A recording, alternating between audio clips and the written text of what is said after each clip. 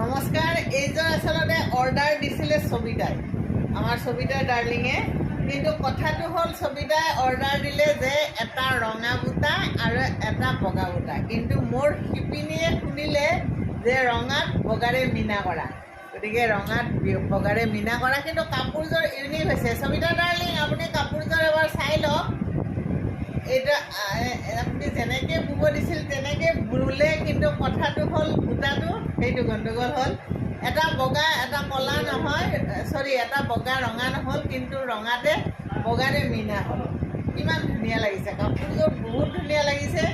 যদি আপোনাক লাগে ল'ব, আৰু যদি বেলেগ কাৰোবাক লাগে ল'ব পাৰিব।